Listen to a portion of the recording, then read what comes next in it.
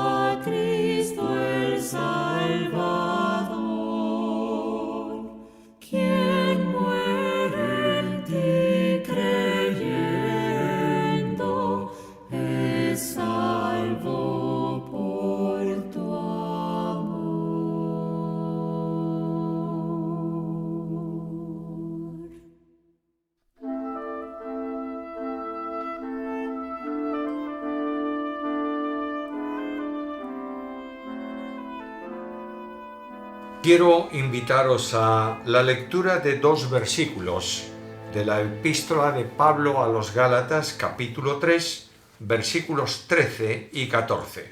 Dice así: Cristo nos redimió de la maldición de la ley, hecho por nosotros maldición, porque está escrito: maldito todo el que es colgado en un madero, para que en Cristo Jesús la bendición de Abraham alcanzase a los gentiles, a fin de que por la fe recibiésemos la promesa del Espíritu.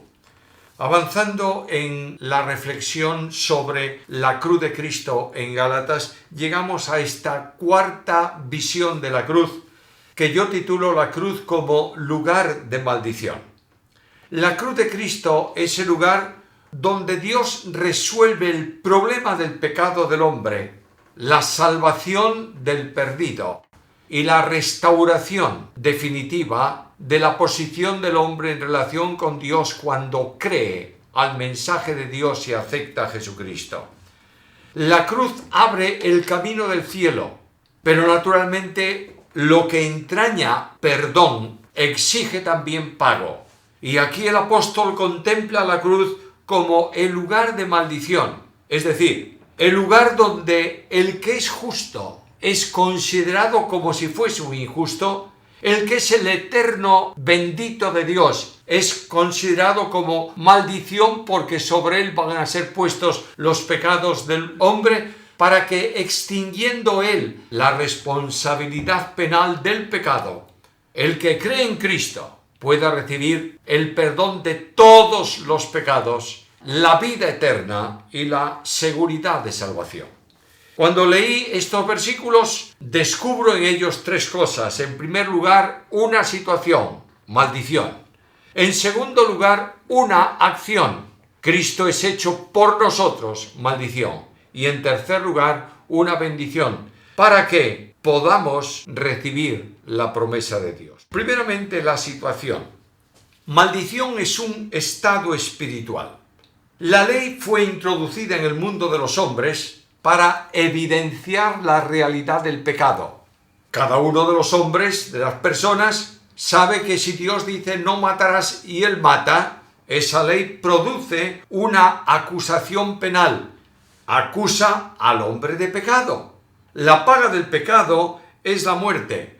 Y la primera observación del texto es la inclinación permanente bajo la ley del hombre sometido al pecado.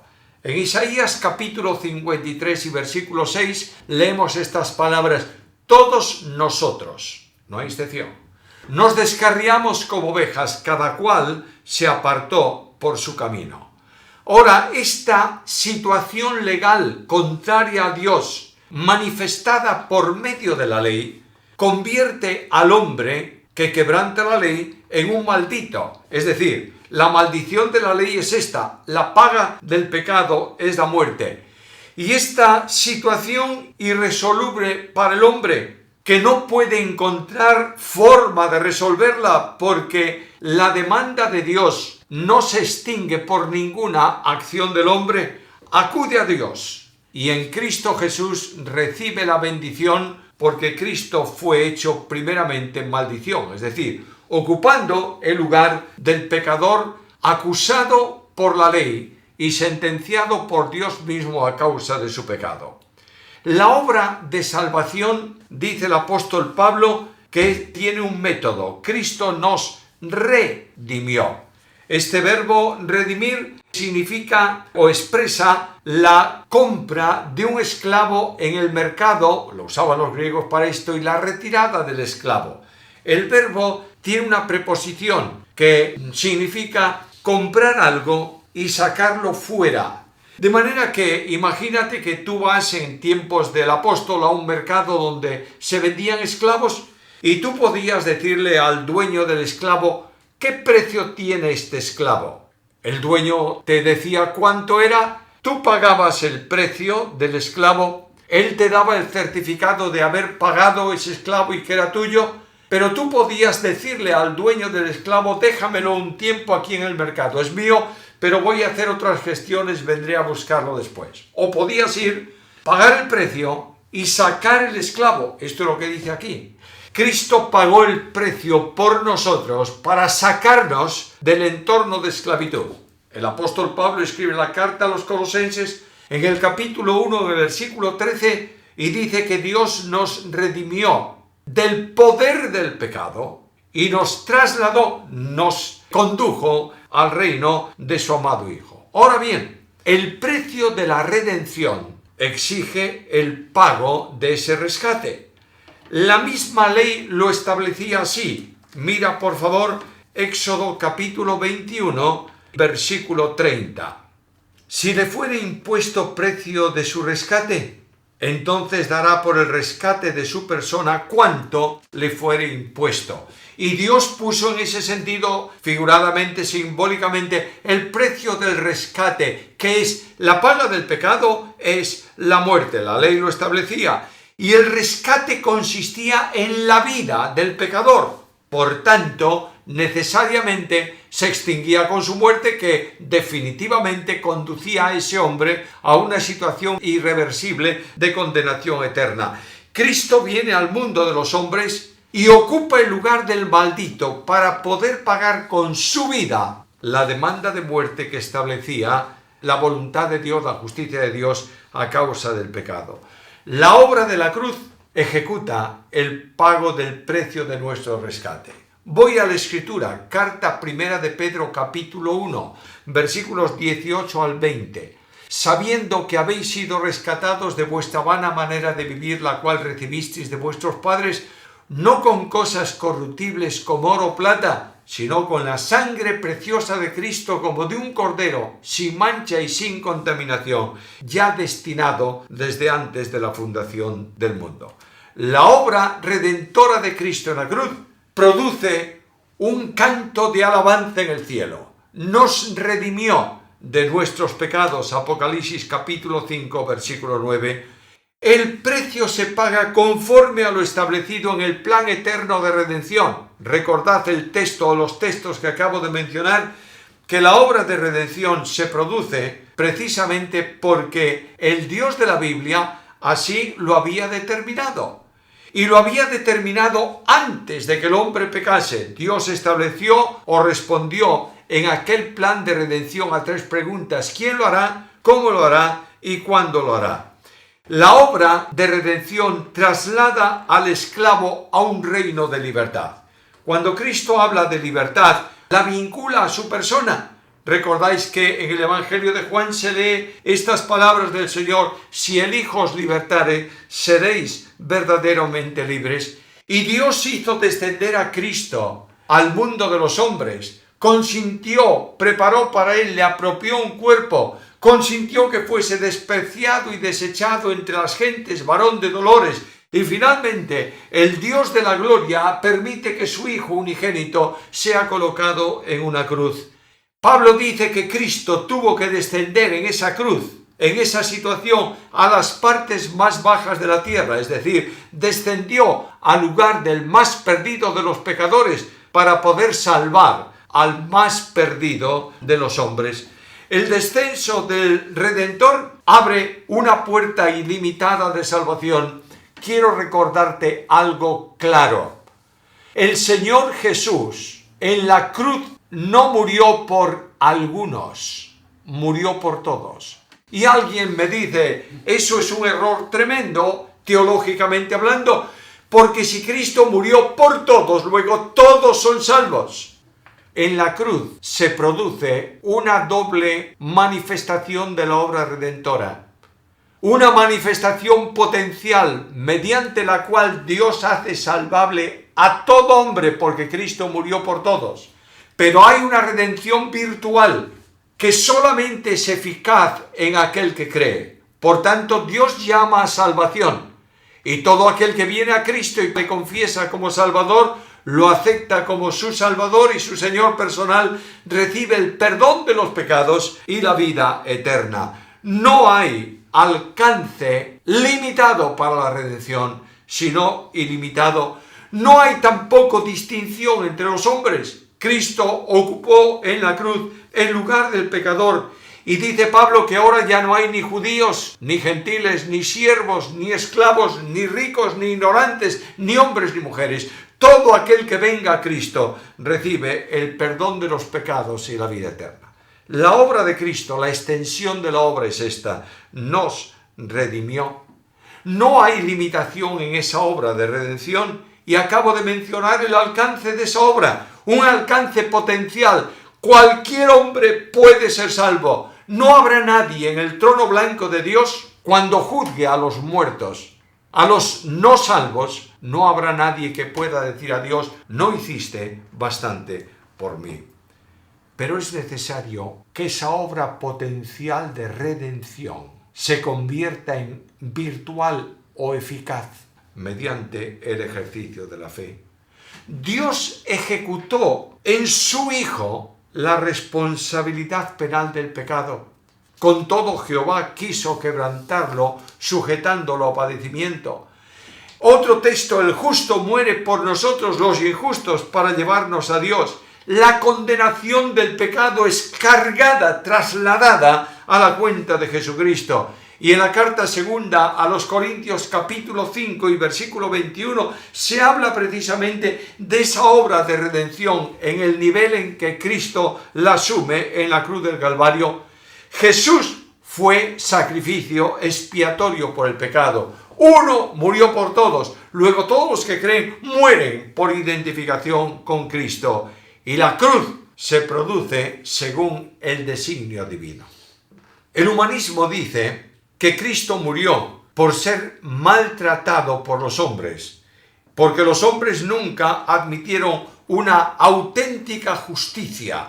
Y aquel que trató de atender a los necesitados y dar de comer a los pobres, tenía, como en la historia de la humanidad ocurre, que morir por sus propias convicciones. Pero yo voy a la Biblia, no me interesa la filosofía del hombre, no me interesa el razonamiento de los hombres. Voy a la Biblia y encuentro estas palabras, que Dios quiso quebrantarlo, sujetándolo a padecimiento. Voy al capítulo 4 del libro de Hechos, versículos 23 y versículo 28, y descubro que Dios permitió que su Hijo muriese en la cruz del Calvario, y Dios puso a su Hijo en la cruz como propiciación, como precio por nuestros pecados.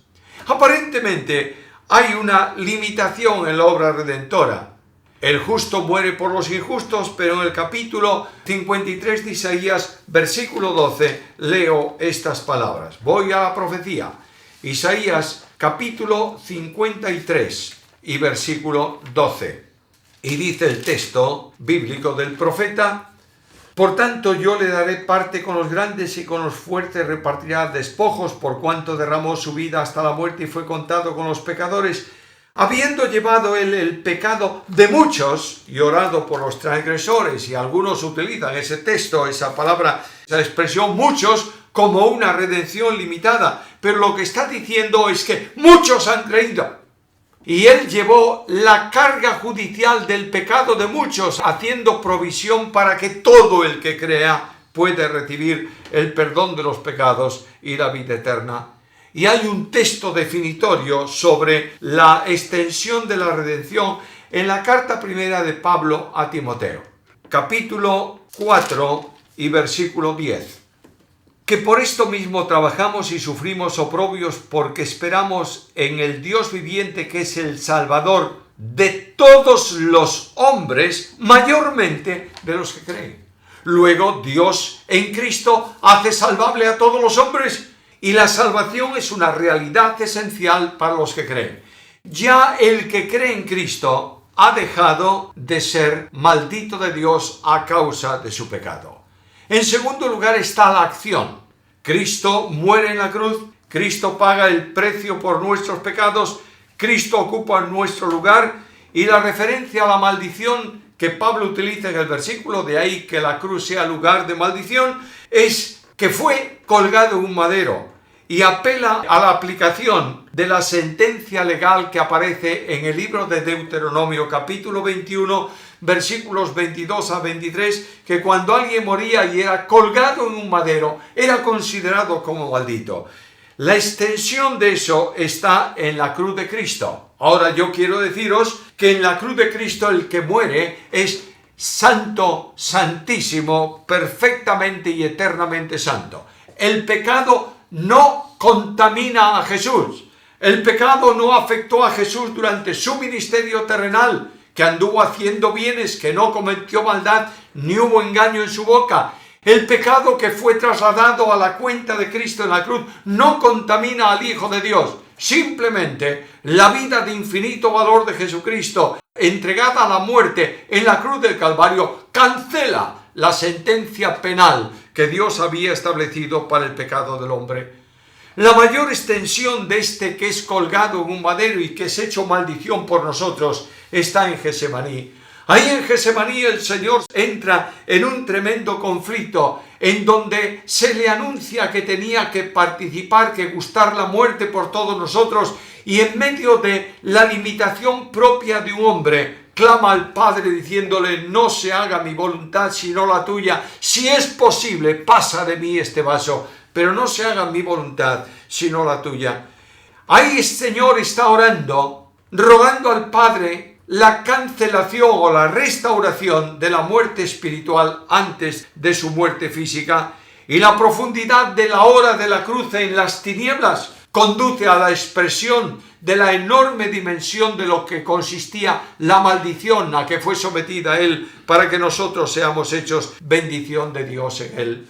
Cristo muere, Cristo cancela mi deuda, Cristo satisface la demanda de la justicia divina, Cristo extingue mi culpa definitivamente, y ahora yo que he creído en Cristo, que he venido a Él y con humildad le he dicho: Señor, sálvame, y he sido recibido por Él a misericordia delante de Dios, constituido en Hijo de Dios, adoptado en su nombre. Puedo levantar mis ojos y descubro que el trono de Dios ya no es un trono de ira, sino un trono de gracia para mí.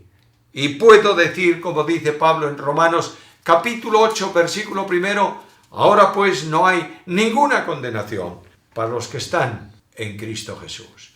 Quiero hacer énfasis en este asunto. Dios cancela todos mis pecados y nunca más habrá demanda de esos pecados que han sido extinguidos por la obra de Cristo. No solo me perdonó los pecados pasados, sino que lo hace también con los presentes y lo hace también con los futuros. No hay ninguna condenación para los que están en Cristo Jesús. Algunos toman textos aislados para contradecir esta verdad, pero Jesús dice: el que cree en mí tiene vida eterna y no vendrá a condenación, porque ha pasado de muerte a vida. ¡Qué bendición tan grande es la seguridad de salvación! Y este tercer punto, la bendición que alcanzo en Cristo Jesús, llena de paz personal mi vida y mi corazón. Retirada la maldición, no hay ya posibilidad de sentencia condenatoria para el pecado. Permíteme poner un ejemplo. Imagínate que Satanás comparece delante de Dios. Estoy diciendo que lo imagines, no lo tengo en ningún lugar de la Biblia, pero lo tomo de aquel versículo que dice de Apocalipsis que Satanás es el acusador de los hermanos. Y viene a la presencia de Dios y dice a Dios: vengo a demandar justicia delante de ti. ¿Tú eres justo? Sí, dice Dios. Y Satanás dice: ¿tú conoces a un hombre que se llama Samuel Pérez Millos? Sí, dice Dios, claro que lo conozco perfectamente. ¿Tú sabes que Samuel Pérez Millos peca todos los días? Bueno, sí, es verdad. Entonces, ¿tú qué dices, Dios de gracia, sobre el pecado? Dios de justicia, ¿cuál es tu demanda? Y el Dios de la Biblia responde: la paga del pecado es muerte. Y Satanás dice: no me has tratado a mí así por mi pecado. Cuando yo pequé, me has condenado definitivamente a causa de tu justicia. Yo vengo a pedir justicia. Si la paga del pecado es muerte y Samuel Pérez Millos es un pecador, extingue la deuda contraída por él con tu justicia y sácalo de medio. Y Dios dice: es verdad, es pecador, ha pecado, debe morir. Y cuando Dios levanta su espada de ira para hacerla descargar sobre mí, alguien se levanta en el cielo y extiende sus manos en donde las heridas de la cruz se mantienen y dice: yo soy ese hombre. Yo he extinguido su responsabilidad penal y ya no hay condenación para él. Y Satanás puede demandar la justicia y Dios dice: ha sido cancelada en la cruz de Cristo cuando Jesús fue hecho maldición. Las distinciones en materia de salvación terminan. Los judíos pensaban que la salvación era solamente para ellos.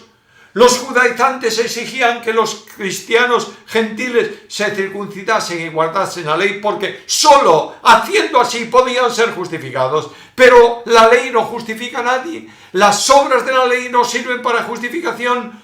Y la Biblia dice: justificados pues por la fe, tenemos paz para con Dios por medio de nuestro Señor Jesucristo. La bendición no viene solo por Cristo, sino fundamentalmente en Cristo. Es decir, cuando tú crees eres puesto en Cristo y los bienes admirables de la gracia salvadora se te comunican y tienes paz para con Dios por medio de nuestro Señor Jesucristo. Además de esto, Dios da el regalo a la persona que cree del Espíritu Santo. Por ser hijos de Dios, Dios envía su Espíritu a nuestros corazones y ese Espíritu produce en nosotros lo que Dios hace en el corazón del creyente, el querer y el hacer por su buena voluntad. Y Pablo dice que si alguno no tiene el Espíritu de Cristo, Romanos 8:9, no es de él. Es sorprendente que haya personas que dicen que la experiencia de la venida del Espíritu Santo a una persona es posterior a la salvación. Primeramente es salvo, acepta a Cristo y luego después más adelante no se sabe cuándo tendrá una experiencia en donde el Espíritu Santo viene y llena el corazón del creyente. Escucha la Biblia. Si alguien no tiene el Espíritu de Cristo, no es de Cristo. No hay salvación sin la regeneración y no hay regeneración sin la acción del Espíritu Santo. No hay santificación por esfuerzo personal, sino por la acción de Dios en el corazón del creyente. Y la acción del Espíritu Santo es el regalo más grande del don de Dios para aquel que ha creído. La regeneración es una obra del Espíritu Santo. Y la seguridad de salvación está ahí, descansa, en que el Espíritu Santo es las arras, la señal anticipada de nuestra herencia. Dios ha determinado la salvación del pecador, la seguridad de la salvación y la glorificación del pecador. ¿La fe permite la justificación? Sí, y la santificación también. Porque para que podamos ser victoriosos en la vida cristiana, vencedores sobre la carne, sobre el yo y sobre el mundo, tenemos que estar vinculados a Dios. Dice Juan: esta es la victoria que vence al mundo, nuestra fe. La fe que salva es la fe que santifica. Si no tenemos fe, no somos salvos. La fe es un regalo de Dios. Y dice Pablo en la carta a los Romanos, capítulo 2, versículos 8 y 9, por gracia sois salvos por medio de la fe. Y esto, salvación y fe, no es de vosotros, es un regalo de Dios. No es por obras para que nadie se gloríe. ¡Qué bendición tan grande! Voy a mi versículo de Gálatas. Cristo nos redimió de la maldición de la ley. Y digo gracias, Señor, porque ya no hay condenación para mí.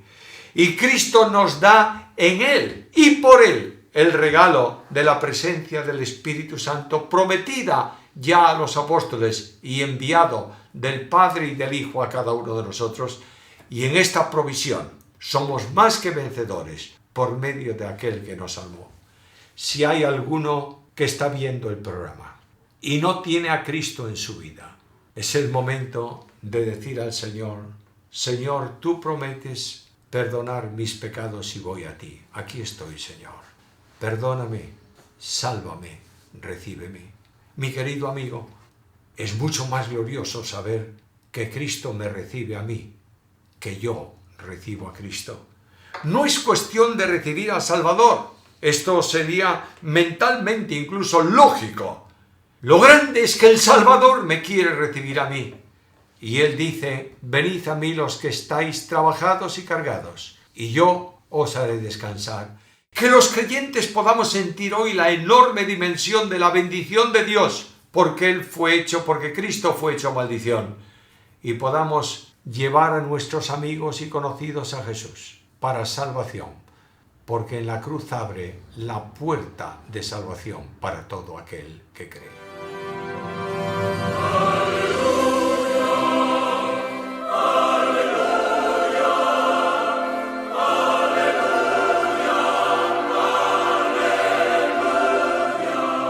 Y aquí concluye nuestro programa de hoy.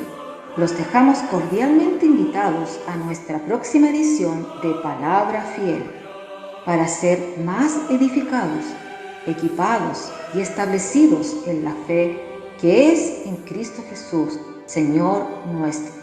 El Señor les bendiga.